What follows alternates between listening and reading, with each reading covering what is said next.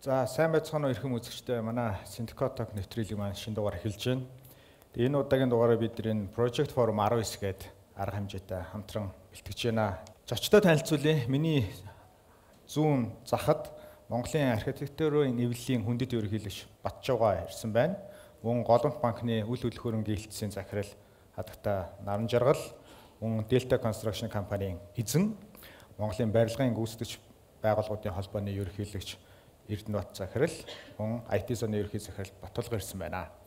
Үдээс өмнө бид нэр энэ салбарын талаар мэдээллийг хангалттай солилцсон учраас шууд гол асуудал руу орё гэж бодож байна. Үл хөдлөх салбарын гол тоглогч нар, бүтээн байгуулагч нар, ухаалаг шийдлийн санал болгогч нар, санхүүжүүлэгч, үнэлгээч, төлөвлөлт гээд.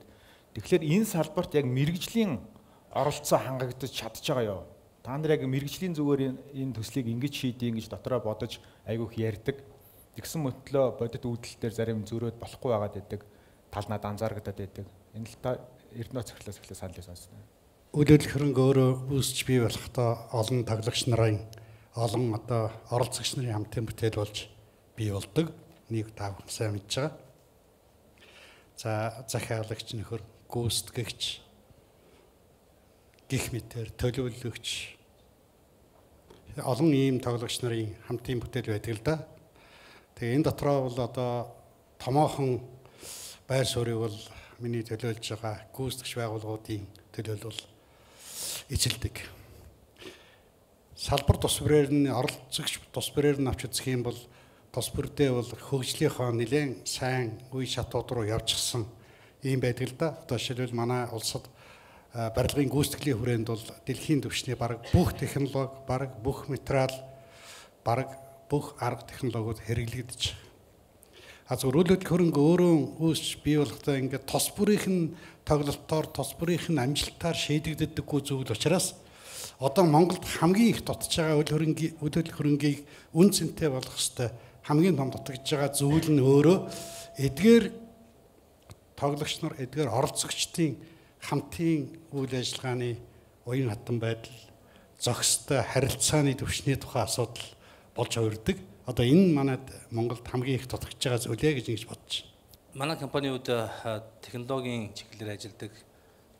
Технологийн чиглэл маань барилгын салбарт бол сүүлийн эдэн жил юм хөгжиж байгаа юм салбар байгаад байгаа. Зүгээр биднээсээ ажигласнаар аваад үзэх юм бол мэрэгжлийн яг барилгын мэрэгжлийн улсуудын оролцоо бол өндөр байдаг. Харин зөөлөн менежментийн тал дээр дутагдaltaй юм шиг санагддаг. Жишээлбэл төслийн менежментийн талаар барилгын хувьд бол хөрөнгө оруулалтаа шийдсэн гэдэг, эсвэл мэрэгжлийн бүтээц болон бусад зүйлүүдэд шийдсэн гэж төстэй эхэлж байгаа юм шиг харагддаг. Тэгээд нөгөө талдаа бол менежмент буюу саяны ярьсан энэ уялдаа холбоо, коммуникашны асуудал, нарийн төлөвлөлтийн асуудлууд, эрсдлийн асуудлууд, за дээрээс нь энэ хөрөнгийн тэр урт хугацаанд үн цэнтэй байх асуудлуудыг ерөнхийдөө манай бол орхитод байгаа юм шиг зүгээр санагддаг л да.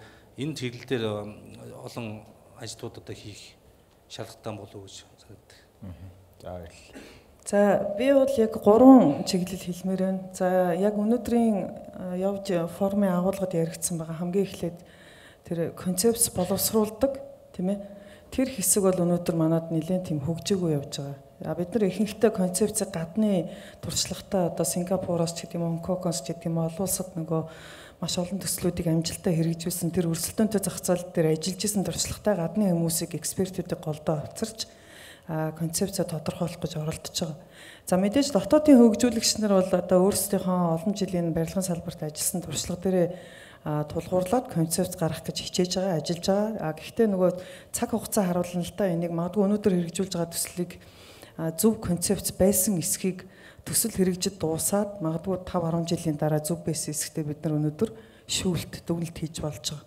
Тэгэхээр дөнгөж өнөөдөр төлөвлөлтийн шатандаа явж байгаа төслүүдийг бид нар ингээд амжилттай концепц байна гэдээ дүгнэх нь бол харахаа эрт байгаад байдаг. За хоёр дахь хэлмээр байгаа юм бол бидэрт өнөөдөр хөрөнгө оруулалтын орчин буюу өнөөдрийн форумын турш яригдлаа л да яаж хэрхэн үйл хөдлөх хөрөнгийн төслүүдэд санхүүжилтийн зөв хэрэгслүүдийг, тохирсон хэрэгслүүдийг нийлүүлэх вэ гэдэг талаас бас мэрэгжлийн оролцогчдын оролцоо их тутмаг байгаа болов уу гэж харж байгаа. Өөрөөр хэлбэл одоо төслийн санхүүжилтийн тэр зөв механизмыг бий болгохын тулд тэр хөрөнгө оруулалтын хэцүү орчнуудыг бас хөгжүүлэх шаардлагатай байгаа. Тэгээ энэ дээр одоо нөгөө манай хөрөнгө оруулалт сая Стадион банк ярьлаа. Хууль эрх зүйн орчин бас төдийлөн бүрдээгүй тийм ээ. Одоо тэр рейт гэдэг байгаа тэр одоо траст тий хөрөнгө оруулалтын сангуудын зохицуултууд нь бас бэлэн болоогүй байгаа учраас өнөөдөр тэн дээр одоо шууд ингээд үйл ажиллагаа явуулахад бас дутагдaltaй талууд байгаа. Тэгэхээр тэн дээр бол одоо бас мэрэгжлийн оролцогчдын оролцоо их дутмаг байгаа гэж хэлж болохоор байгаа. За гуравтан түрүүн хэлсэн нөгөө үнэлгээний тэг үн цэнтэй одоо хөрөнгө оруулалт бүхий тэр үйл хөдлөлийн төслүүдийг яаж хөгжүүлэх вэ гэдэгтэй холбоотой бас стандартууд байхгүй байгаа. Одоо би 3 хоногийн өмнө Эрдэнэтоттой уулзж ирсэн л да энэ арга хэмжээнд бас урьж оролцуулах шаардлагатай болоод манай барилгын компани буюу төсөл хэрэгжүүлэгчдэд хүртэл одоо ийм рейтинг байхгүй байгаа. Стандартууд нь тодорхой болоогүй байгаа. Эрх зүйн зохицуулт нь бүгд байхгүй. Тэгэхээр энэ салбарын мэрэгжлийн чиг баримжаатай оролцоо маш сул байгаа л гэж миний хувьд бол хэлэхээр байна. Өөрөөр хэлбэл бид нар өнөөдөр барилгын одоо аль барилгын одоо угсралтын компани хамгийн сайн нэг гэдгээ тогтоогоогүй байна тийм ээ. Хийсэн бүтээсэн одоо бүтээн байгуулалт явцсан байгаа төслүүдийнхаа түүхэн одоо тэр бүтээн байгуулалтыг л харж дүгнж байгаа болохоос цаана нэг одоо бас ямархуу түүх ямар стандартууд яваад байгаа талаар хүмүүс манд төдийлөө ойлголт их сул байдаг санагддаг. Тэгэхээр зүгээр яг тухайсан оролцогч нарын хувьд аваад үзвэл бас харьцангуй ур чадвар, мэрэгжлийн төвшин, туршлага гэд нэлээд агцтай зүйлүүд байгаа. Тэгэхээр түрүүн яг хэлсэнтэй би яг санаа нэг байна. Үйл хөдлөх хөрөнгө ерөөсөө энэ үйл ажиллагааны процесс бол их цогцсон юм үйл ажиллагаа. Хамгийн гол нь энэ цогц ажиллагааны яг тэр байх ёстой бүрэн систем тогтолцоо манад өгүүлэгдээд байгаа. Зарим нь огт хаягдж байна. Зарим нь яг өөрийнхөө бүтэн гүйцэтгэх үүргийг бүтэн гүйцэж чадахгүй дутуу хайж байна. Тэгээ явж нөгөө үйл хөдлөх хөрөнгийн чинь гол хэрэглэгч болсон тэр хэсгийн нөгөө сэтгэл санааны ханамж тэрний үнэлгээг хэн хариуцах вэ гэдэг асуудал өнөөдөр ингээд эцэнгүй болчиход байгаа юм. Чи нэг байсан худалдаж авлаа. Гэтэл чиний яг хүлээж исэн тэр үрдэн чи авч чадахгүй бол би хэнд харьцах, хэн хариуцлах хүлээх ингээл бөөн асуудал ингээл орхигдсон байгаа байхгүй. Тэгэхээр энэ бүх зүйлийг одоо яг тогтолцоогоор нь системээр нь хоорондынх нь уялдаа холбоотой авч үзэх асуудал харин өнөөдөр манад анхаарах гол асуудал гэж бодож байна. Та бүгд дийлийнх нь хэлж чинь салбарын оролцогч нарын хоорондын уялдаа холбоо сул гэдэг. Тэгэд энийг ягаад чангалж болдгоо энэ хоорондоо бүгдээрээ асуудлаа мэдчихэж штэ. Тэгэхээр тэр төслийн бүтэн циклээр Батулга захирлын хэлснээр бүтэн циклээр явахад юу нь болохгүй байдیں۔ Төсөн мөнгөө хэмнэх гээд үзчихдээ юм уу? Эсвэл концепц гэдэг үнэхээр ойлгодгүй юм уу? Асуудал нь яг юундаа байд юм бол? Яг энэгээ ингээ бүтэн юм циклээр ажилуулъя бүгдээрээ нийлээд ажиллая гэж санаачлаа гаргаж ирсэн тийм орлого юу байна уу? Томоохон төслүүд дээр. За ер нь асуудлын гол нь үзлэр амталтай байгаа юм. Хөрөнгө оруулагч тэгээд захиалагч тэгээд гүйцэтгэгч тэгээд ямар үзлэр талаар асуудалтай хандж ийн вэ гэдэгт асуудлын одоо гол зангилаа нь байна. Өнөөдрийн төвшөнд манай захиалагч нар төлөвшөөгүй байна гэсэн үг. Өнөөдрийн төвшөнд манай гүйцэтгэгч нар өөрийнхөө нийгэмд хүлээх ёстой үндсэн чиг үүргэнд тэгтлэн туйлын ойлгоогүй байна гэсэн үг. Гэх мэтээр одоо ингээд байна. Бас наран жаргал захирлын хэлсэнтэй адилхан энэ харилцаануудыг бол бид хуулиараа дүрм журмаараа зохицуулж явах хэрэгтэй. Энэ хуулийн дүрм журмын зохицуултууд байхгүй гэсэн. Захиалагчд гээд хямдхан бариад үнэтэй зарахыг бодох нь захиалагчийн өөрийнх нь эрх шүү дээ. Аль болох бага үнэтэй бариад аль болох их үнэтэй зарах. Гүйцэтгэгч нөхөр бас л гүйцэтгэж авах гэсэн ажлынхаа гэрээнээс аль болох багыг зараад үлдсэн миний ашиг болоосаа гэж бодох нь гүйцэтгэгчийн эрх. Хүсэл, тэмүүлэл, мөрөөдөл юу ч байдیں۔ Тэр нь бүгдээрээ мөн. Гэтэ цөмөрөн өөрсдөө байр суурин дээр хандаад эхлэвэл одоо бидний нөгөөд нэгдэж чадахгүй байгаа учир шалтгаан үүсчих. Ашиг сонирхлын зөрчил. Ашиг сонирхлын зөрчил. Энэ ашиг сонирхлын зөрчлүүдийг нэгтгэдэг юм нь хууль эрх зүйн тогтолцоо. Стандарт. Одоо нэг хууль гэж том юм ярихаа болъё гэхэд тухайн төслийг хэрэгжүүлэх стандарт. Гэр хорооллын стандарт ч гэдэг юм уу? Гэр хорооллыг барилгажуулах стандарт ч гэдэг юм уу? Нэгийн тоглоомын дүрм нь нэгдмэл эдгээр энэ оролцогч нарыг нэг тоглоомын талбар дээр хөлбөмбөгийн нэг талбар дээр авчир тоглуулах хууль эрх зүйн орчин нь бол дутмаг байгаа нь шөөмжлөх зүйл бас биш. Бид суралцж чинь. Бид одоо л энэ хууль эрх зүйн нэгдмэл ийм орчныг нэг хөлбөмбөгийн талбай дээр авчирч цөмийн тоглуулж иж сая бид нар хүндээ иргэндээ хэрэгтэй юм хийх юм байна гэдгийг одоо л төр маань түрүүчээс алдаа онон дээрээс ухаарч эхэлж байна. Бид хөгжлийнхоо л ихэнх үеийн шатанд явж байгаа манай проблем. Гэхдээ бид нар энийг дийлээд яваад өгөх бах гэж бодож байна. Энгийнээр ихэд одоо энэ зааланд сууж байгаа 100 гаруй залуучуудаас дөнгөж сайндаа л 10% намайг таних байх л да. За яг намайг таних нь алавгүй гэхдээ Delta Construction компаниг бол та бүхэн таньж явах ёстой шүү дээ. Тэ? Яг таньж явах ёстой вөхөр таны зарах гэж байгаа хөдлөх хөрөнгийн үн цэнийг өсгөдөг 5 том тоглогчийн чинь 5 том оролцогчийн чинь нэг Delta Construction мөн шүү дээ. Бид нар энэ компаниар хийлгсэн учраас манайхан ийм үнэтэй байгаамаа гэж хэлэх тийм ам бардам хэлэх эрхийг хэн бүтээж ийн вэ? Ямар гүйцэтгэж бүтээж ийн вэ гэдэг асуудлыг бид одоо та хэд бол сонирхдаггүй учраас намайг танихгүй байгаа хэрэг. Гэх мэтэр хууль эрх зүйн энэ шинэ орчинлоо бид нар яаралтай явах ёстой л гэж бодож байна. Танаа нөгөө төслийн удирдлагын институцийн л яг гол ажил байна да тийм ээ. Цогцоор нь ингэж үл хөдлөх байна уу? Ер нь хамаахгүй ер нь том төслийг ингэж удирдах гэдэг нь тийм. Яг ер нь сая шинэ скуудлын төслийг барихад ер нь ажиглагдсан л да. Одоо Монгол компаниудын ажиллах арга барил болон одоо тэр төслийг удирдах явж байгаа. Япон болон Солонгосын компани, Samsung компани одоо арга барил хоёр маш том зөрүүтэй байсан. Эндээс бол манайх нь бол маш олон юм суралцсан баг л да. Манайх нь бол гэрээний дүм хараад бүгд орцгоно.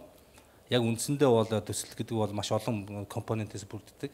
Менежментийн их чухал асуудал байдаг. Тэгээд нийтлэг зүйлүүд ингэж ажиглагдаад байгаа нь дахин биднээсийг илүү их чадварт дээшлүүлэх. Одоо захиалагчдын чадварыг дээшлүүлэх, гүйцэтгэгчдийн чадварыг дээшлүүлэх гэдэг энэ чадварыг дээшлүүлж, менежментийг сайжруулж иж төслөөс аль алин тал нь одоо хожилтоо бөгөөд эрсдэлгүй гарах хэрэгтэй гэж. Тэгэхээр манай хаас зарим харж байхад бол туслан гүйцэтгэгчдэр болон босод гүйцэтгэгч компаниудын хувьд бол бас нэлийн эрсдлийг үүрдэг юм зүйл их ажиглагддаг л да. Хууль зүйн их зүйн хүрээнд бас дутагдaltaй ажилласан байх.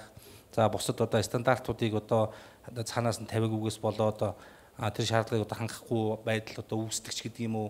Энэ тал дээр маш их олон зүйл байдаг. Тийм учраас энэ барилгын компани болон төсөл хөгжүүлэгч нарын чадварыг дээшлүүлэх дээр төлхөө анхааруул их зүгээр юм шиг санагдаж байна.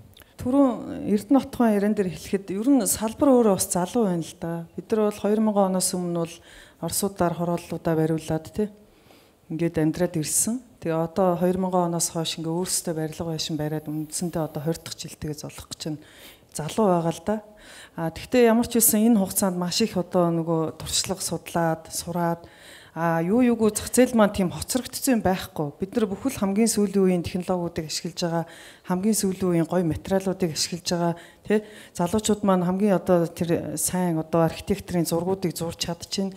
Гэтэ хамгийн гол нь оролцогч талуудын харилцан оролцоо төслийг амжилттай хэрэгжүүлэхэд шаардлагатай байна гэдэг маань төслүүдийн хэмжээ томорсонтойгоо шууд уялдаж гарч ирж байгаа. Өмнө нь бол одоо иргэн хинч байдгийн өөрийнхөө нэг 16 айлын орон сууцыг зовлонгүй бариад зараад болоод ирсэн. За одоо өнөөдөр ингээд хотод ингээд өнгө төрөх нэмэх шаардлагатай 500 айлыг орон сууцаар хангах гэж байгаа бол энэ дээр төслийн менежмент, тэр концепц, орчин тий тэр бүх зүйлүүдийг ярих шаардлагатай болж эхэлж байгаа учраас одоо энэ бол зах зээлийнхаа хэрэгцээ шаардлагаараа энэ оролцогч талбуудын мэрэгжлийнхний одоо оролцоо маш өндөр болж байгаа гэж хувьдаа харж байгаа. Тэгээ энэ төвшөө бас нэг анхаарах орчод байгаа нэг хэсэг бол худалдан авагч буюу үйл хөдлөх хөрөнгийг эзэмшигч нар. Эдний эрхийг хамгаалсан тийм хуулийн одоо тогтолцоо манайд алга. Монголд ерөөсөө Монголд байхгүй. Өнөөдөр жишээлбэл Америкт ямар байдаг вэ гэхээр чи хуучин орон сууц худалд, шинэ орон сууц худалд бүх мэдээллийг үнэн зөв өгөх үүргийг худалдагч буюу борлуулагч хүлээдэг. Хуулийн өмнө чи эрүүгийн хэрэг байхгүй. Тэр худлаа мэдээлэл. Манайд юм тогтолцоо байхгүй. Чи хүнийг яаж сайхан паналдаж болно. Тэрний төлөө тэр хүн хариуцлага хүлээхгүй. За хоёрдугаар асуудал нь юу гэхээр бид нар өнөөдөр үйл хөдлөх хөрөнгийг зөвхөн барилгын одоо яг үн өртгөөр үнэлээд ингэж хандаад байгаа байхгүй. Тэгэхэд босд оронд яадаг вэ гэхээр үйл хөдлөх хөрөнгийн үнийг анхныхаа гэрээ борлуулалтын гэрээ хийхдээ ашиглалтын зардлын төсөвтэй нь урьдчилж гаргаж санал болгодог. Өөрөөр хэлбэл хөрөнгө гэдэг чинь чи худалдан авснаар дуустдаг гэж биш шүү дээ. Чи ашиглана. Тэгэхээр энэ чиний авж байгаа энэ бүтээгдэхүүн чинь энэ хөрөнгө чинь өнөөдөр өөрийнх нь өртөг ашиглалтын чинь зардал ийм болно шүү гэдэг мэдээллийг тэр эзэмшигч авах хэрэгтэй байхгүй. Тэгээ тэгхгүйгээр өнөөдөр өгчхөд би дараа нөгөө зардлаа ингээ харсан чинь диш гарахгүй зардалтай л ийм л нөхцөл байдал бий болчиход байдаг байхгүй. Тэгэхээр хэрэглэгч талаас анхаарсан ийм хууль эрхийн тогтолцоо гэдэг маань яг энэ системийг хэвийн юм болгох, энэ үйл ажиллагааг зөв явуулах бас нэг чухал хэсэг байхгүй. Энийг бас анхаарах хэрэгтэй. Та бүхэн анзаарсан уу юу? Сая хэд хоногийн өмнө сошиал медиа дээр яваад эхэлсэн байлээ. Утаа гайгүй болсон чинь хотын дэвийн хайгуур хэсгийн байрны өнүүд өсөд эхэллээ. Хуучин болон шинэ байрнууд гээд. Тэгэхээр ерөнхийдөө миний дараагийн асуулт болохоор үл хөдлөх хөрөнгийн үн цэн нь ер нь яг юундаа байд юм бэ? Энийг хэн үнэлтийн, яаж үнэлтийн? Тэгээд нэлээд олон жилийн өмнөөс нэг гадны эрдэмтэн ирээд манай гэр хорооллын газар хашаануудыг бүртгэлжүүлж чадах юм бол маш их хэмжээний үл хөдлөх хөрөнгийн тийм потенциал байна гэд хэлж ирсэн. Тэгэхээр энэ үнэлгээг ер нь үн цэн нэг хаана айдэ? Та сая нэг фактор нь хэлэх шиг болоо. Гэхдээ ингээд цогцоор нь бүгдээрээ яг мэргэжлийн оролцогч нарынхаа зүгээс ингээд хэлвэл.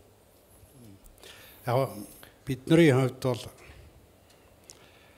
гүйцэтгэж байгууллагын хувьд бол нэг үл хөдлөх хөрөнгийн бүтээн байгуулалтын ажилд оролцохдоо хэд хэдэн зүйл дээр их анхаардаг юм л да. Бидний зүгээс жишээлбэл Кристал таамны орон сууцны хорооллыг бид нар барьлаа гэж бодоход энэ биднэрт ямар имиж, ямар нэр хүнд, тийм ээ, ямар туршлага, ямар боломжийг авчрах вэ гэдгийг амар үнэлдэг. Тэрийг хэмжинэ гэсэн үг. Жавхлан одоо нэг дурын зохиолын дууны дууг аваад дуулдаггүйтэй адилхан барилгын хүч байгууллагууд бол бас л энэ төслийг хийгээд 2 жилийн хөдөлмөрөөр зарсны дараа энэ надад юу авчрах вэ гэж төслөө үнэлдэг л дээ бид нар. Энэ бол үйл хөдлөх төр хөрөнгийн үн цэнийг тодорхойлтыг гүйцэтгэж байгууллагууд өөрийнхөө зүгээс хийж гисэн үг.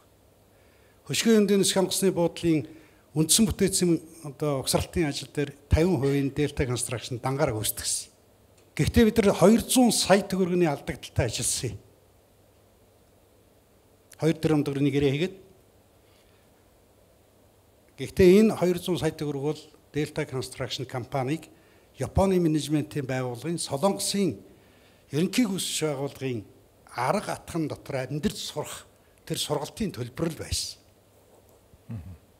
Тэгэхээр үл хөдлөх хөрөнгө гэдгийг бид нар бол 2 зүйлээр харж бидэнд юу авчрах вэ? Нэгдүгээрт нь гэдэг нь энэ одоо ямар орчин үеийн өнөөдрийнх нь энэ бүтээгдэж байгаа түүх дотор ямар үнцэн сууж ийн вэ? Дараа нь бидний нэг үргэлж харж яадаг нэг юм нь 3 жилийн дараа 4 жилийн дараа 5 жилийн дараа энэ үйл хөрөнгийн эргэн тойронд нь ямар зам гүүрүүд ямар юмнууд баригдах вэ? Ямар одоо байршлууд шинээр бий болох вэ гэдгийг их хардаг. Та бүхэн энийг харахгүйгээр үйл хөдлөх хөрөнгийн үн цэний тухай бодох ямар ч одоо боломжгүй шүү дээ, тийм ээ. Тэгэхээр бид нар нэг үйл хөдлөх хөрөнгийг бий болгохдоо гүйцэтгэгч байгууллага ингэж харж байгаа бол мэдээ захиалагч этгээд бол тэрнээс 10 дахин илүү харж байгаа бах тий. Тэгэхээр үйл хөдлөх хөрөнгийн үн цэнийг бол би хэлэхдээ өнөөдрөөр нь үнэлдэг тогтолцоо биш. Ирээдүйд эргэн тойронд нь тэрний эргэн тойронд юу байх вэ гэдэг нь илүү их одоо тэр үйл хөдлөх хөрөнгийн үн унах уу өсөх үү гэдэгтэй холбоотой зүйл болж хувирдаг гэж. Бас нэг жижиг юм ахаад өөрийгөө рекламдах маягийн жижиг юм хэлий. Бид цаашид энэ үйл хөдлөх хөрөнгийг хэн бүтээн байгуулсан бэ гэдгээр үйл хөдлөх хөрөнгийн үн цэнийг тодорхойлдог ийм зарчим руу явбал сахилах хариуцлагатай сайн ирээдүйтэй үйл хөдлөх хөрөнгө бүрдүүлэх нэг том үзүүлэлт болно гэж бодож байгаа шүү. Гүйцэтгэгч нарыг одоо эренбэлнэ гэсэн үгтэй төвшинг нь тийм. Одоо дэлхийн аль ч оронд гүйцэтгэгч нарынхаа эренбэлсэн эренбэрэн явж байгаа тэр гүйцэтгэгч нарын хийсэн үйл хөдлөх хөрөнгө нь л зах зээл дээр тэр эренбэрээ үндснээ бүтээгээд явж яадаг. Энийг бас одоо хэдүүлээ мартах хэрэггүй. Сайн санаж авах хэрэгтэй юм байна гэж боддгийг. Мэдээж би яг үйл хөдлөх хөрөнгийн яг тэр нарийн мэрэгжилтэн үн цэний мэрэгжилтэн биш. Гэхдээ яг сүүлийн өдрийн үед ажиллаж байхад бол сая томоохон форумууд оролцоод явж байхад түрүүний Бачуугаан хэлдэг шиг капексээс гадна опексийг маш их чухалчилдаг болсон юм байна гэж үзэж байгаа. Ялангуяа ногоон одоо хэрэглээж гэдэг юм уу, эрчим хүчний одоо зохистой хэрэглээ болон efficient байдал ч гэдэг юм уу. Энэ тал дээр бол маш их онцгой анхаардаг болсон юм байл л да. Одоо жишээлбэл Schneider Electric компанийн хувьд бол барилгын одоо салбарын захиргаан болон холбооны маш олон системүүдийг хийдэг ийм байгууллага байгаа. Тэр байгууллагын хувьд бол яг энэ тал дээр бол маш их технологийн шийдлүүдийг гаргасан. Тийм учраас энэ хөдөлгөөний энэ үн цэн дээр бол технологийн одоо оролцоо ч юм уу технологийн талын одоо үн цэн илүү их нэмэгдэж байгаа болов уу гэж харагдаж байгаа. Зүгээр одоо орон сууц худалдаж авах нэг өөр аваад цаашаага одоо хэмнэлттэй байдлаар ашиглаад явах юм OPEX их бага байна гэдэг бол өөрөө маш том одоо үн цэндээ ингэж орж явдаг. За зарим одоо манай улсад харагдаж байгаа хотхнуудын хувьд аваад үзэх юм бол одоо яг энэ ажиглагддаг л да. Жишээлбэл төвийн шугамд холбогдоог ч гэдэг юм өөрсдийнхөө одоо хийсэн дэд үтцээр тулгуурлаад хийсэн зүйл нь өөрөө үн цэний хувьд бол одоо цаашаа улам бас асуудал дагуулдаг ч гэдэг юм уу. Эдүүсийн одоо хяналт мониторингийн систем байхгүйгээсээ болоод тэн дээр бол одоо маш их олон зардлууд гардаг. Эргүүлээд худалдаж авсан хүмүүстээрээ тэр бүх хариуцлага нь одоо унж ирдэг. Тийм учраас энэ тал дээр бол тэр зүйлийг нь OPEX тал дээр илүү их харах хэрэгтэй. Энэ шигээ бол маш олон технологиуд гарсан байж байгаа. Тэр үйлчлэгээний бас энэ стандартуудыг нарийн одоо хөгжүүлж гаргах ёстой юм шиг үлээ. Тэгээд үйлчлэгээ тэр байшингийн maintenance гэдэг зүйл маш чухал байж байгаа. Тэр maintenance-ийг харах нь их илүү үн цэн авчрах, үнийг нь хадгалах гэдэг юм уу ирээдүйн тийм байгаа гэж бодож байгаа. Тийм. Банкны хувьд үйл хөдлөхөөрөнгийн бүртгэл үнэлгээ гэдэг бол хамгийн чухал зүйл ах тий. Одоо яаж явж байна вэ? Ер нь яаж үнэлтээ өрсөлдөх чадварыг үйл хөдлөхөөрөнгийн? Үгүй яг нөгөө үнэлгээний систем нь өөрөө бас ингээд стандартчаагүй болохоор олон улсын нөгөө RICS-ийн үнэлгээний систем ингээд мэрэгжлийн чиг баримтчаатай байгууллагууд бол мэдээж олон улсад үйлчлэгээ олон жил явуулаад үнэлгээний систем тогтцсон байдаг. Гэтэ тэрийг авцраад яг Монголд ингээд хэрэгжүүлчихье гэхээр дандаа харьцуултын аргууд байдаг. Зах зээлийн үнцний арга гэдэг тийм. Ер нь бол үнэлгээний аргачлал чинь өөрөө нэг юм 3 хандлага, өртгийн хандлага тийм. Зах зээлийн хандлага. За тэгээд орлогын хандлагын арга гэдэг 3 юм байна.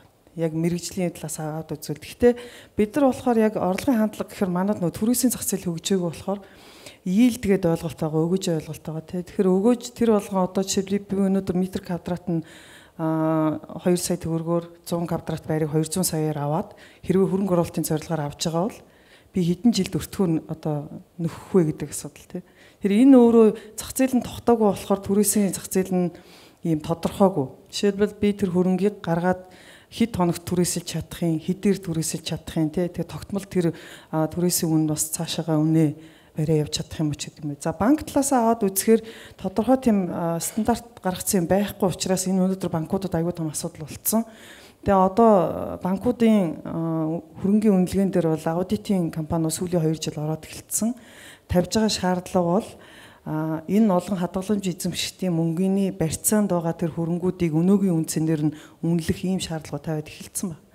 Тэгээд миний өнөөдөр лекцэнд ярьсан юм бол үнэхээр яг энэ ажил руу бас чиглэсэн тодорхой хэмжээний одоо өөрсдөө арга уюул одоо гаргаж ирж байгаа л аргачлал. Тэрнээс одоо бэлэн Монгол тим стандарт олон улсын стандартыг Монголд нутагшуулсан бэлэн юм байвал мэдээж тэрийг эрх зүйн хувьд ингээд аваад хэрэгжүүлээ явна. Байхгүй учраас өнөөдөр банк арга уюу тийм аргачлал гаргаж ирээд өөрсдөө асуудлаа шийдээл явж байгаа юм хэлбэр бод. Тэгэхээр барьцааны хөрөнгүүдээр дахин үнэлгээ хийгдэж эхэлж байгаа гэсэн үг. Ер нь банкудад тийм шаардлага тавьж байгаа. Тэгээ тэр үнэлгээ нь хүрэхгүй гэх юм бол зээлдэгчээс дахиж юу шаардах юм бэ? Зээлдэгчээс биш. Одоо энэ бол үндсэндээ банкны нөгөө хөрөнгийн бүртгэл дээр байгаа хөрөнгүүдийн үн цэний хөдөлгөөн гэсэн үг байхгүй. Тэгэхээр яг үйл хөдлөх хөрөнгийн нөгөө үн цэний асуудал чинь ингээд банкуд бол мэдээж 5 жил, 10 жил, 15 жил, 20 жилээр ингээд зээл олгоцсон. Тэр нь эргэн төлөлтийн хуваараар ороод ирэхээр энэ хугацааны ийм урт хугацааны хөрөнгийн хөдөлгөөний үнц нь бол яалтч үгэнд харагдчихсан юм л да. Үнэн нь унаад байна уу, өсөд байна уу гэдг нь харагдчихсан. Батчаа захирал Монголын болон дэлхийн чиг хандлага үнцний үнэлгээ яг үйл хөдлөх хөрөнгийн үнц нь яг юунд байдаг тал дээр та өөрийнхөө туршлага. 2 жилийн өмнө Сингапурт болсон энэ орон сууцны нэг хилцүүлэгт оролцсон юм. Тэн дээр нэг Японы судлаач бүсгүйн тавьсан ихтгэл надад таалагдсан л да. Тэгэхээр Япон бол өөрөө их стресстэй нийгэм юм байна. Яг өнөөдөр ажлын ачаалал, тэр амьдралын хэв маяг, тэгээ өөрсдөө хийм хүмүүжил жайга барьж явдаг. Энэ бүх юм нийгэмд айгүй их стресс авчирдаг. Тэгээ энэ өнөөдөр гэр бүл бололт гэрэлж байгаа нас их хоошоогоо явж байгаа. Тэгээд нөгөө ганц үе хүмүүсийн тоо ихсэж байгаа. Тэгээ өөрөө нийгмийн хөгширж байгаа гэдэг их олон нийгмийн ийм асуудлууд бий болгоод байгаа юм байна. Тэгээ яг тэн дээр тавьсан ихтгэлийн гол юу байсан гэхээр орон сууц буюу үйл хөдлөх хөрөнгийн үн цэн гэдэг юм 2 үндсэн төвшөнд үнэлэгдэх ёстой. Нэгдүгээрт нь худалдан авахч уу тэрнийг эзэмшигч.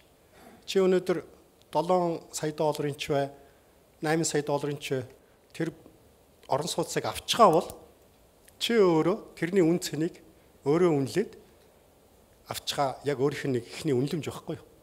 Хоёр дахь юм тэр нийгэмд үзүүлж байгаа тэр нөлөөллөөр нь бас энэ үн цэнийг тотоох хэрэгтэй гэж байна. Тэгээ яг энтэйгээ холбогдоод орон сууцны төлөвлөлтөн дээр ялангуяа сая үн цэн оруулж байгаа юм дээр би түрүүний презентацаар ярьсан өнөөдөр үйл хөдлөх хөрөнгийг үн цэнийг тодорхойлдог гол зүйл бол тэрийг амьдралж байгаа буюу хэрэгжилж байгаа хүмүүсийн тогтохын асуудал гэж. Тэгэхээр тогтох гэдэг нь өөрөө их юм цогц асуудал байхгүй юу? Ажиллах боломж, амьдрах боломж, тэгэл гадаад орчин, тэгэл нөгөө нэг зам тээврийн сүлжээнд холбогдсон гэл дуу чимээ бохирдлоос гэдэг их олон хүчин зүйлийн тодорхойлолт. Тэгэхээр энэ хоёр талаас нь нэгдүгээрт тодорхойлдог юм. Хоёр дахь юм нь тэр хөдлөх хөрөнгийн үн цэнийг хамгаалж явах хэрэгтэй. Хуулиар. Өнөөдөр яаж юм гэхээр би өнөөдөр 7 сая төгрөгийн байшаа авчихал за би богд дуулыг хардаг стогой байршилтай. Байршил гэдэг чинь үн цэн оруулж байгаа бас их чухал хүчин зүйл шүү. 2 жилийн дараа нэг нөхөр нөгөөтг нь хаагаад барь хайчдаг. Тэр чи яг бодтойгоор бол хүний хөрөнгөнд халдаад хүний хөрөнгийг дээрэмцчих яг адилхан ийм үйлдэл байхгүй. Тэгэхээр зэрэг нөгөө үн цэн гэдэг ойлголт өнөөдрийн үнэлэмжээс гадна тэр үн цэн хөрөнгө эмчин үл хөдлөх хөрөнгө гэдэг утгаараа удаан хугацаанд хадгалагдж байх энэ зарчим бол үн цэний айгүй чухал хүчин зүйл байхгүй. Тэгэхээр банк одоо ярьж шít. Ингээд зээл өгчдөг. Би өнөөдөр үнэтэй орон сууц авчдаг. 2 жилийн дараа миний үн цэн унчхаар би хохирчж байгаа байхгүй. Би нөгөө нэг банкын төлөх өрөө би яг л нөгөө нэг авсан зээлээр төлнө. Миний үн цэн унчлаа энийг хямдруулж өгөх гэх хэрэг байхгүй шүү. Тэгэхээр хэн хохирч байгаа юм? Яг эзэмшигч хохирч байгаа байхгүй. Тэгэхээр яг үйл хөдлөх хөрөнгийн салбарыг үнэхээр хөгжүүлэе гэж бодож байгаа бол энэ бүх харилцаг талуудын энэ тогтолцоог хуульчлах асуудал өнөөдөр хамгийн чухал. Эрхийг хамгаалах, үн цэнийг хамгаалах. Тэгэхээр ийм юм яахгүйгээр бид нар өнөөдөр үн цэн гэдэг юмыг ярихаар хийсвэр ухтсан болчиход байгаа. За яг энэ сэдвээ жоохон үргэлжлүүлээд юу яа? Илүү гүнзгийрүүлээд тэгвэл та бүхний хувьд Монголын үйл хөдлөх хөрөнгийн үн цэнийг унгааж байгаа хамгийн том хүчин зүйлс нь юу вэ? Үйл хөдлөх хөрөнгийн үн цэнийг унгааж байгаа хамгийн том хүчин зүйлийн зааланд сууж байгаа. Бүгдээрээ бид нар та нар ороод би ороод бид нар л бүгдээрээ үйл хөдлөх хөрөнгийн үн цэнийг унгаж байгаа хамгийн том хүчин зүйл болж байна.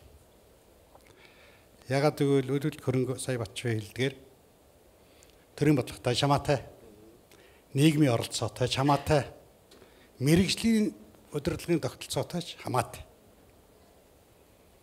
Мэргэжлийн удирдлагаар хангах тухай асуудал ярил өнөөдөр энд сууж байгаа улсууд та нар бүгдээрээ энэ үйл хөдлөх хөрөнгийн үн цэнийг унгах хийгээд өсгөх мэргэжлийн хариуцлагыг хүлээж байгаа хүмүүс шүү дээ.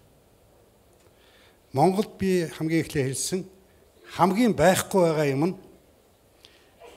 составляющий буюу оролцогчдын хөгжил нь дэлхийн түвшний болцсон байгаа гэдэг. Захиалагч нь дэлхийн түвшний болцсон, гүйцэтгэгч нь дэлхийн түвшний юм хийж яадаг. Архитектур нь бүр тасарсан тийм юм очваа. Улам ундаг бас. Ганцхан юу байгаа вэ? Ганцхан энэ мэрэгжлийн удирдлагаар хангах ёстой структурууд нь байхгүй. Та бид нар байхгүй байгаа. Тэгэхээр бидний эзгүй орон зай дээр дураараа нөхөр, дураараа төр, дунд түвшний юу ч мэдгүй албан хаагчин шийдвэр ийм зүйлүүд л унагч. Тэгэн далимд нь хэлий. Улаанбаатарын баялаг бол гэр хороол.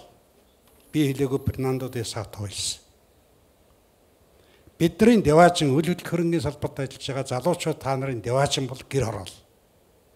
Гэхдээ энийг та нар мэдж байгаа мó? Хүсэл зоригч байгаа мó? Тэмүүлэл байна уу тийшээ? Харамсалтай нь анхны бэрхшээлийг сонсоод бүх тэмүүлэл, бүх хүсэл зоригоо бид нар өөрсдөө ходоодныхаа цаана хийж байгаа.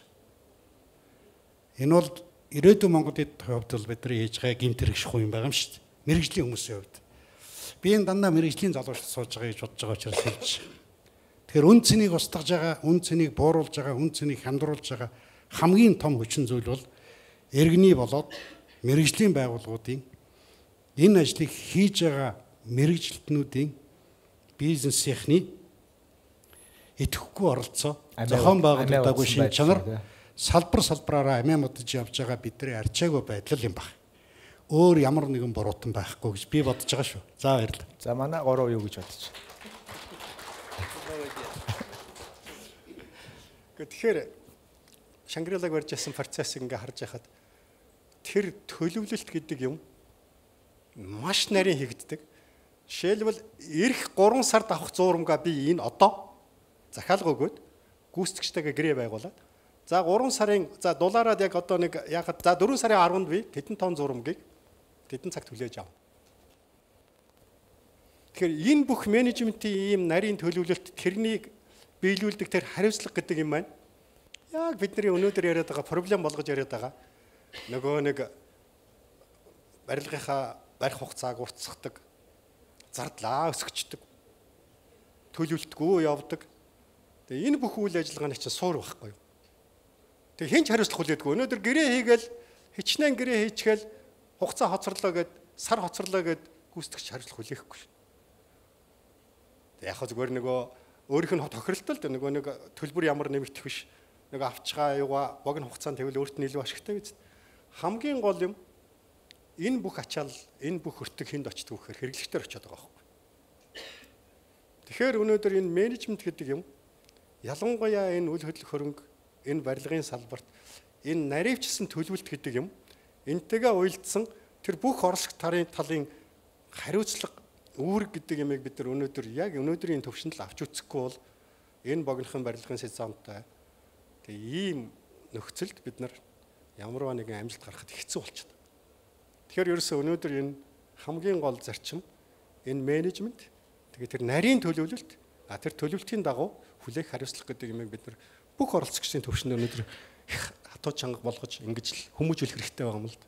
Энэ бол их олон юмнаас өөр болно гэж би бодож байна. Түрүүн чи Эрдэнэт захирал бас аягүй чухал зүйлийг хөндөвшөг боллоо.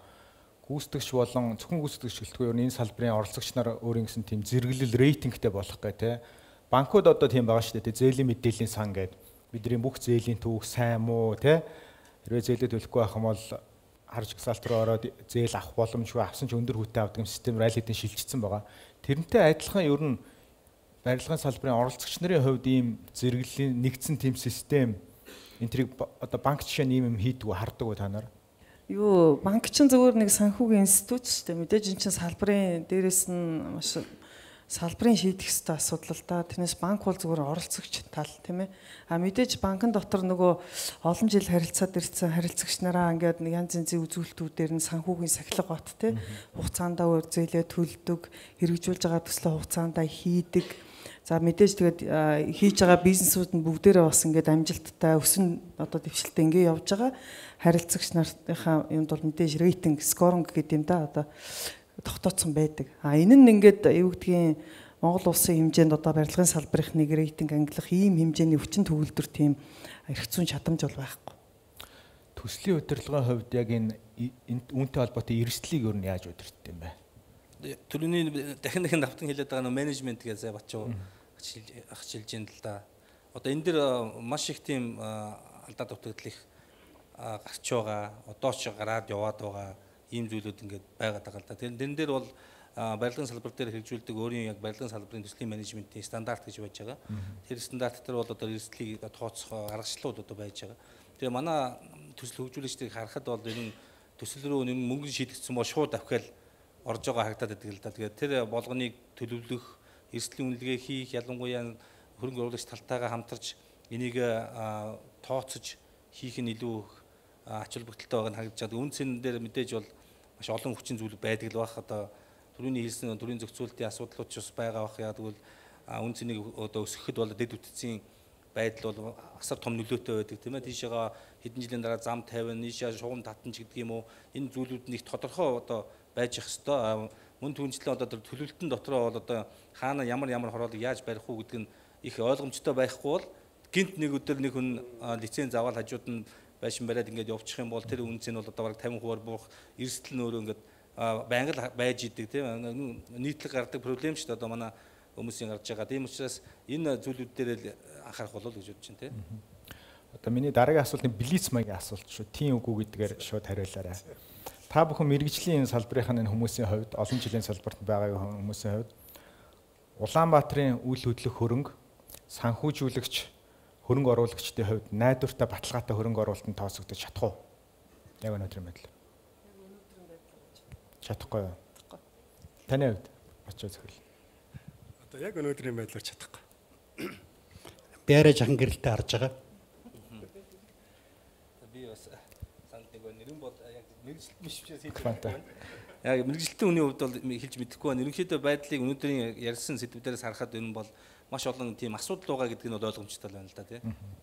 За хэдүүлээд тэгвэл нэвтрүүлгийн маань ингээд цаг дуусах төгсөж байгаа учраас одоо шийдэл тал руу оръё. За асуудлуудаа бид нар ерөнхийдөө тодорхойлчлоо. Хөрөнгө оруулалтыг үйл хөдлөх хөрөнгийг бид нар найдвартай баталгаатай хөрөнгө оруулалт гэж бас 100% хэлж чадахгүй байна. Тэгвэл яаж нэг найдвартай баталгаатай хөрөнгө оруулалт болох вэ? Яаж салбарын оролцогчдын хоорондын уялдаа холбоог сайжруулах вэ? Яаж төслийн удирдлагынхаа менежментийг сайжруулж чадагчих вэ? Юу хэний үүргийн хизээ эхлэх ёстой юм? Манай зүгээс харах юм бол гүйцэтгэгч байгууллагын зүгээс харах юм бол бид нэр хамгийн дөрөнд хордон социализмаас салах хэрэгтэй байгаа. Тий. Одоо харамсалтай нь хууль эрх зүйн орчин маань социалист ийм хууль эрх зүйн орчинтой явж байгаа. Үйлдэл дээрээ болохоор бүх зүйл зах зээлийн тогтолцоотой. Зах зээлийн эдийн засгийн тогтолцоотой. Өнөөдрийг хүртэл хүмүүсийн цалин хөлсөөр тооцдог үн бүрдэлтийн систем нь бол цаг зэргийн цалингаар тооцоод үн бүрдүүлж барилгын төсвийг бүрдүүлж байгаа ийм тогтолцоо явж байна. Харамсалтай нь энэ үг бол одоо устдаад бараг 20 жил болж шүү дээ. Хүнийг 6 дугаар зэрэгтэй учраас чи тетэн дэгрэг ав гэж зэрэгээр нүржүүлээд цагаар нүржүүлээд цалин өгдөг нь өнгөрсөн зүйл. Одоо хүмүүсийн хөдөлмөрийг үнэлдэг үндсэн тогтолцоо маань бол барууныхтай адилхан ур чадвар дээр үндэслэн тогтолцоон дээр төсөв үн бүрдэлт явж байгаа. Тэгэхээр юуны төрөнд хууль эрх зүйн орчин бөгөөд барилгын үйлдвэрлэлийн процессын удирдлага зохион байгуулалтын орчингоо хурдан социализмаас ийм социалист аргаар сэтгэдэг таваар шудаас садгаж авах нь эхний зорилго гэж бодож байгаа. Цаашдаа бол бүх юм бидний харж байгаа шиг юм сайхан гэрэл гэгээтэй болно. Ягаад гэвэл би Криста 5-1 барьжсэн өдрүүдээ 2008 оноо бодоод өнөөдөр Тесогийн Скагаардын төсөл дээр ажиллаж байгаа 22 давхрын үндсэн бүтээцийн угсралтыг хийж хад засал дизайных нь ажлыг хийгээд явж байгаа өнөөдрийнхөө мэдрэмжээр та бүхэнд хэлж гин бүх юм сайхан бүх юм гэрэлтэй ирээдүй сайхан байгаа гэж бодож байна. Ярих юм уу? Би хариулахын тулд нэг хоёр зураг үзүүлчих үү. Тэгэхээр би энэ хоёр барилгыг сонгохдоо яг Монголд өнөөдөр байгаа хоёр төрлийн барилгын дундаж стандартын үнэлгээтэй барилгуудыг сонгож харьцуулж харуулах гэж авсан шүү. Тэгэхээр одоо үзүүлээ. Нэг нь болохоор нөгөө бидний одоо сүүлийн хотхны хэлбэрээр зохион байгуулж хотоос жоохон зайдуу одоо энэ артсад жаргалан тэгэл хоошоогоо бариад байгаа тэр хотхнуудын одоо нэг айлын сууц. Энэ яг л одоо манай дундаж үнэлгээтэй орон сууцны адилхан үнэтэй босч байгаа тэр барилгын хэлбэр. Нэг нь энэ. За нөгөөх нь бидний нөгөө олон айлын апартмент маягийн төлөвлөлтийн жишээ. Яг л ялгаагүй манай дундаж орон сууцны үнэлгээгээр 1 м квадрат оногдож байгаа үнэлгээгээр босч байгаа барилгын жишээ байхгүй. Тэгэхээр ингээ харахаар эндээс юу харагдж байна гэхээр нэгдүгээрт үзмж, хоёрдугаарт маш энгийн мөртлөө маш тодорхой хэв загвар. Тэгсэн мөртлөө хүн тохиромжтой нөгөө тогтох гэдэг нөгөө үнц нь оруулдаг ийм зүйлүүдийг тусгацсан ийм жишээ байхгүй. Тэгэхээр бид нар үнний хувьд бол ийм юм бүтээх боломжтой мөртлөө яагаад энэс доор юм бүтээгээд байгаа юм гэдэг л асуудал байгаа. Тэгэхээр энд хамгийн гол юм нөгөө бидний яриад байгаа ерөөсөө яг төлөвлөлтийн хэмжээнд, гүйцэтгэлийн хэмжээнд, менежментийн хэмжээнд бид нар хамгийн үр ашигтай мөртлөө хамгийн зөв тэгээд төлөвлөж тэрнийхээ дагуу гүйцэтгэлээ хийх гэдэг зарчмал бид дутаад байгаа. Энэ бүх юм чинь нөгөө үн цэнийг урьдчилан тодорхойлж болохгүй, үнэлж болохгүй, нөгөө үнийг өсгчдэг, хугацааг уртсгчдаг гэд тэгээ явж нөгөө яг ийм стандартын орон сууцыг энэ хэлбэрээр бариул магадгүй үн нь 2 дахин л өсчих байхгүй. Тэгэхээр л одоо ерөөсөө л яг яриад байгаа юм бид нар энэ чиглэл рүү шинжилт хийх хэрэгтэй. Тэгээ миний бодлоор бол одоо төрийн одоо энэ бодлого зүйлүүд нэг тодорхой баймар байна л да. Одоо жишээлбэл хууль эрх зүйн асуудлаа нэгдүгürt маш ойлгомжтой болгомоор байна. Хоёрдугаарт үйл хөдлөлтийн хөгжилд одоо хаашаага ямар дүрглүү, ямар газар руу, ямар одоо урт хугацааны одоо тэр вижн явж байгаа вэ гэдгийг бас маш ойлгомжтой болох ёстой байх гэж тэрнээсээ эхлэх болов гэж бодож байна. Хоёрдугаарт бол энэ дээр компаниудын чадварыг дээшлүүлэх тал дээр маш их ажил хийх нь чухал байна гэдгийг дахин л хэлмээр. Төслийн менежментийн институтийн хувьд бол ялангуяа төслийн менежерүүдийг бэлддэг ийм байгууллага. Тийм учраас энэ төслийн менежерүүдийг бол илүү их хөгжүүлж одоо ялангуяа түрүүний нэг Samsung компанитай хийсэн Монгол компаниудын туршлага гэдэг шиг одоо энэ шинэ ноу хау гадаадын хөрөнгө оруулалтад төлхөө оруулах хэрэгтэй гэж ойлгож байгаа. Тэндээс маш их юм сурдаг юм байл л да. Одоо жишээлбэл Шангрилаг барьсан, шинэ суудлыг барьсан гэдэг одоо энэ төслүүд ингээд дуусах биш. Одоо Монгол тийм юуны нээлттэй хөрөнгө оруулалтын орчныг нээлттэй болгож өгөх хэрэгтэй байна. Энэ одоо үл хөрөнгийн хөгжүүлэгч мэргэжлийн том компаниудыг оруулж ирж хоорондоо эддүс хоорондоо синержи болж иж тэндээс хөгжил өрсөлдөөн өөрөө явагдана. Мэдээж энэ бол өрсөлдөөний зах зээл дээр явагдаж байгаа учраас өрсөлдөөн бий болно. Тэрийг бол бас мандаалах тэр зүйлүүдийг нь төлхөө одоо нээлттэй тавьж ер нь альва асуудлыг ойлгомжтой болгох чухал юм шиг санагдаж байна. Төслийн менежментийн холбоо одоо хэдэн гишүүнтэй вэ? Одоо төслийн менежмент бол 200 орчимд гишүүнтэй л дээ. Тэгээ ерөнхийдөө яг хуу сертификат авсан хүмүүсийн тоо их манай Монголд их цөөхөн байдیں۔ Жишээлбэл одоо хамгийн манлайлж байгаа салбар нь барилгын салбар. Гэхдээ манай Монгол улсад ойролцоогоор 500-аас 1000 ийм сертификат бүхий олон улсын зэрэглэлийн ийм инженерүүд байх ёстой. Гэтэл одоо манай Монгол 50 хүрэхгүй ийм л одоо сертификаттай хүмүүс байгаад байна л да. Тэгэхээр биднүүсийн одоо байгаа байдал нөхцөл байдал ямар байгаа гэдгийг шууд эндээс харагдаж байгаа. Тэгээд ерөнхийдөө бусад гадны хүмүүстэй ингээд төсөл хийгээд явхад бол тэр одоо мэрэгжилтэнгүүд гэдэг юм уу хүмүүсийн одоо тэр туршлага мэдлэгч гэдэг юм уу бүх зүйлүүд бол нэлээд төрүүлээ явуулсан байгаа ойлгогдож байгаа. Гэхдээ бол энийг бол бас хамтарч шийдэх гаргалгааг нь бас гаргах бол жолооч тийм. За нараа захирал шийдэл. За шууд одоо ингээл өнөөдөр шийдэл гаргах нь хайшаа. Гэхдээ ямар ч хэлсэн өнөөдөр яг энэ бүтэн өдрийн арга хэмжээнд бид нар маш олон оролцогч талуудыг нэгдүгээр цуглуулад асуудлаа яриад зарим нэг хүмүүст бол одоо бүр танин мэдхүүн төвшнөөс эхлээ явж байгаа ч юм байгаа. Тэгээ зарим хүмүүс бол девелоперууд, заримуд нь одоо контракторууд, гүйцэтгэгч нар, зарим нь санхүүгийн хүмүүс байгаа, зарим нь хөрөнгө оруулагч нар, за реалторууд орж ирж байна. Тэгэхээр энэ бүх оролцогч талуудын одоо хамтын ажиллагаанд дүнд энэ асуудал руу шийдэх тийм байна гэдэг нэг ихний ийм одоо юу гарч ийн мессеж гарч ийн гэж одоо хувьдаа харж байгаа. За хоёрт нь болохоор бид нар ингээд шийдэл өөрөө шууд ингээд нэг өдөр гарчихгүй. Хамгийн ихний лекц өнөөдөр эхэлсэн ганц зураг захирал ярьсан шүү дээ. Үл хөдлөхийн эдийн засаг гэдэг энд стратеги хэрэгтэй байна энэ зах зээл төр чинь тий. Яг одоо Монгол Улаанбаатарын ч гэдэг юм Монголын одоо үл хөдлөхийн зах зээлд тодорхой стратеги хэрэгтэй байна гэдэг ийм маш том мессеж өгсөн байгаа. Тэгээ тэр стратегийг хэн гаргах юм те? Одоо бид тав сууж байгаа гаргах гэдэг юм уу? Эсвэл одоо манай салбарын өөрсдөө дэвшүүлээд бодлого боловсруулагч нарт ингээ хэлээ гаргах юм уу те? Энэ өөр асуултын тэмдэг үлдэж гэнэ гэж хувьдаа харж байна. Одоо тэгвэл асуулт маань дараагийн асуулт маань манай энэ салбарын үл хөдлөх хөрөнгийн салбарын боломж ирээдүйн боломж юу вэ? Дээрээс нь энэ үл хөдлөх хөрөнгийн үн цэнийг өсгөх боломжтой хамгийн бодиттой факторууд юу вэ? Энэ дээр яг Эрдэнэт танаас та түрүү нэг жоохон коммунист уриамагийн хэлсэн ирээдүй гэрэлтэй байгаа ч гэх шиг те. Тэргээ жоохон тодруулъя. За тий. Ер нь бол гэрэлтэй харахгүй бол хэцүү шүү дээ. Тэ юмыг жоохон гэрэлтэй харж шийдвэрлэх эхлээс сурах хэрэгтэй л доо. Тэ би хэлээгөө Фернандо де Сато хэлший.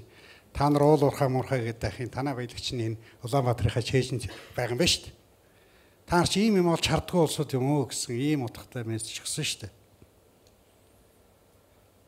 Тийм манай Улаанбаатарын хөгжлийн ирээдүй, Монголын эдийн засгийн хөгжлийн ирээдүй, бүтээн байгуулагч нарын хөгжлийн ирээдүй гэр хороол дотор байна. Тийм болохоор энэ гэр хорооллыг дахин төлөвлөхтэй холбоотой хоёр том концепцийн нэгийг би зохиосон. За ингээд би гэж хэлэхээр бас их муухай. Би 20 гаруй инженерүүдтэй 2 жил ноцолдож сервис центр гэдэг төсөл зохиосон юм л да. Гэр хоолын дахин төлөвлөлтийг инженерийн дэдвцээр хангах төсөл.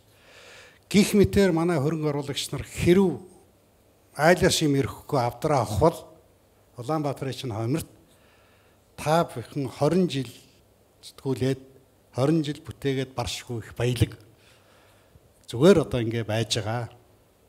50 сая хүрэхгүй төгрөгийн үнэлгээтэй байгаа. Дундаас доош орлоготой иргэдийн хашааг дэд үдцээс аваачиж хагаад 250 саяас дээш үнэлгээтэй болгох юм бол Улаанбаатарчуудын 50-аас дээш хувь шууд дундаж иргэд болно. Гэр хорооллын нэг гашаа дэд үдцтэй болсноор тэр гашааны эзэн 10 сая төгрөгийн жидүү гуугаад энэ улс төрчдийг долоох шахаад гүйхгүй. 250 сая төгрөгийн үндсэн хөрөнгөтэй хүн бол 10 сая төгрөг гойдгүй маа. тийм болгох нь бол их бидний их бүтээн байгуулалтын энэ манай салбарт ажиллаж байгаа үйл хөдлөлийн бүтээгчдийн одоо хүсэл мөрөөдөл байх ёстой. Нөгөө талдаа залуучууд та нарын бол хариуцлага байх ёстой. Заримдаа бид нэр ярьдаг шүү дээ. Энэ ардчлалыг чи өөрж ирэх гэж би 2 хүүхдээ авгаагаан дагуулад арангаан чулууцсан руу мал хавчлахаа явж ирсэн. Тэр үед над ямар хэцүү байсныг бол би мэднэ. Одоо та нар энэ гэр ороолоо янзлаач. Хөдөлт хөрөнгөө хөгжүүлээч. Дундж орлоготой иргэдийнхэн тог 50-аас дээш гаргаач. Үүмэрхээ болно шүү дээ. Энэ бол та нарын өнөөдрийн өмнө одоо зогсож байгаа зорилгоо гэж би Ахмад хүний хувьд хэлж байгаа юм шүү. Боломжийг юу шаарч байгаа ч үзлээ. Тий. За. Тэгэхээр ер нь альч орны хувьд тэр жижиг бай, том бай хамаагүй үйл хөдлөх хөрөнгийн салбар хамгийн тогтвортой бөгөөд байнга хөгжиж байгаа салбар тооцогддог. Яагаад гэхээр орон сууцны хэрэгцээ гэдэг байнга үргэлж байж байгаа ийм хэрэгцээ байхгүй юу? Хуучин шаардлага хангахгүй болоход шинжилэл барьдаг. Тэгэхээр энэ утгаараа үйл хөдлөх хөрөнгийн салбар гэдэг ямар ч улсад хамгийн тогтвортой ийм салбар.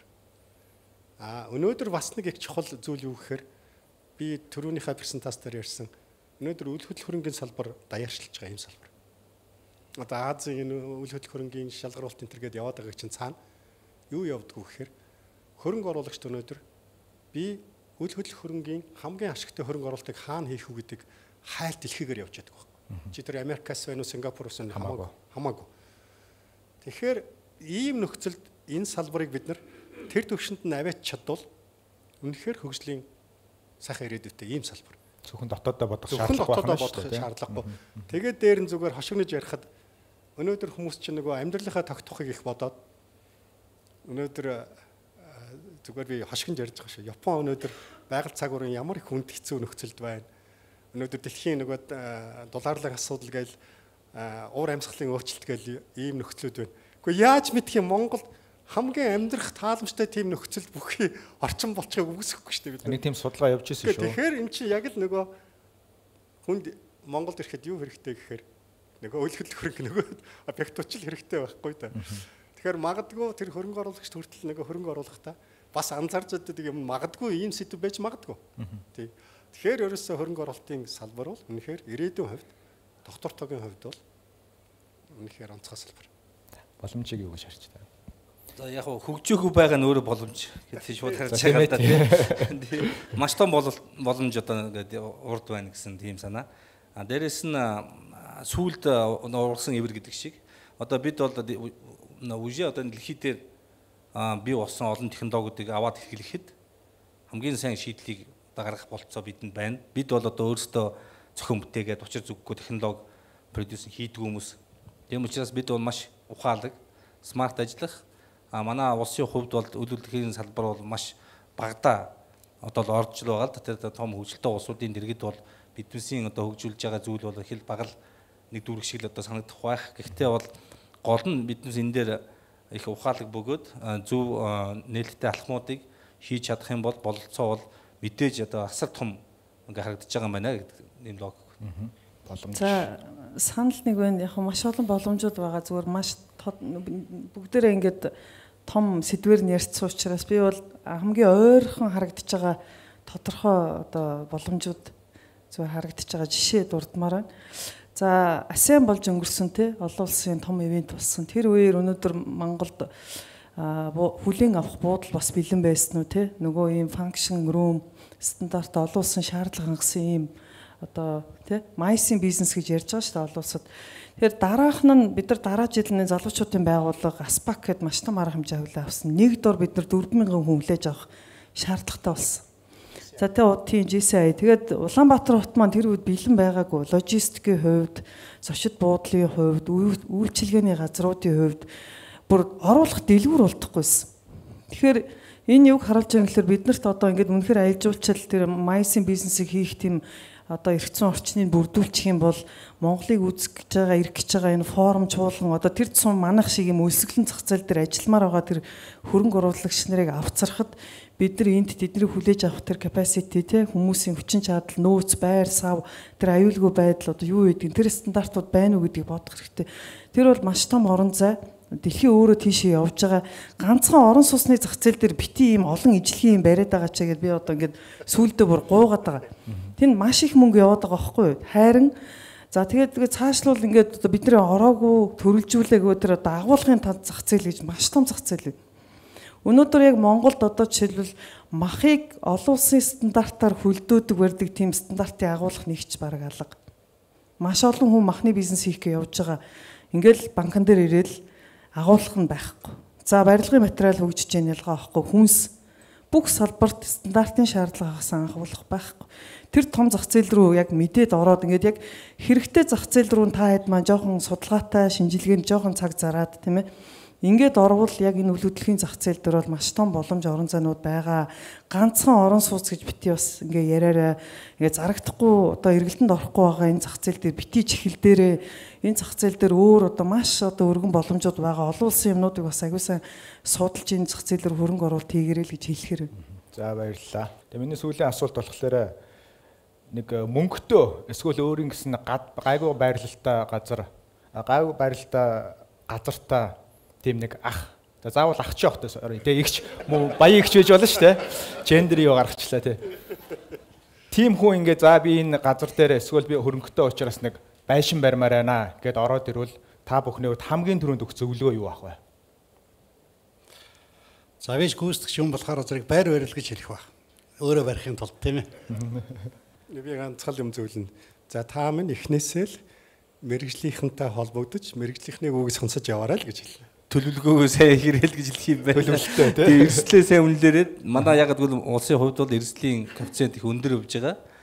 Төлөвлөгөөгөө сайн хийгээрээ эрсдлээ сайн үнэлээрээ тэр улс төрийн болон бусад одоо тэр янз бүрийн одоо орчны эрсдлийн үнэлгээнүүдээ сайн хийгээрээ тэгээ бусд нь бол болно л гэж хэлдэг. Тэгээ би бол хэр их мөнгөтэй юм л гэж асуув. Чи хэр их мөнгөнд юу хийх гээд байгааг нь асууж зөвлөгөө өгөх ёстой тий. Үнэхээр одоо тийм багтаж ядсан их мөнгө ярьж байгаа бол өөр зөвлөгөө өгнө. Хэрвээ хувийнхаа хаусыг барих гэж байгаа бол зөвх зөвлөгөө өөр байх гэж бодож байна. За баярлалаа. Нэвтрүүлгээ товч дүгнэхийг зөвшөөрнө үү?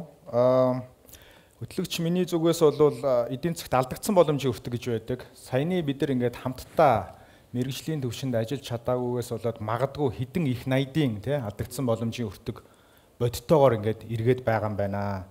Тэгээд дээрэс нь ерөнхийдөө сонирхогчоос бүгдээрээ спортоор бол сонирхогчоос мэрэгжлийн лиг рүү гарах цаг нь болчихжээ. Бие биенээ дэмжээд тэ хамтраад гол асуудлууд маань оролцогч нарын маань уялдаа холбоос сул байд юм байна. Ашиг сонирхлын зөрчилдөд баригддаг юм байна. Төслийн удирдлагын стандартаар ажил бас тэр болго явдггүй юм байна. Бас бид нар мэрэгчлэнүүдэд чадваржуулах хэрэгтэй байгаа юм байна. За төлөвлөлт концепт гэдэг зүйл бас жоохон гомдмоор төвшөнд ойлголттой байд юм байна. Хүмүүс үнэлдэг юм байна, хийдэг юм байна. За стандарт байхгүй юм байна. Хууль эрх зүйн орчин бас тодорхой зүйл баахгүйгээс бид тоглоомын дүрм тодорхой биш байгаад байгаа юм байна.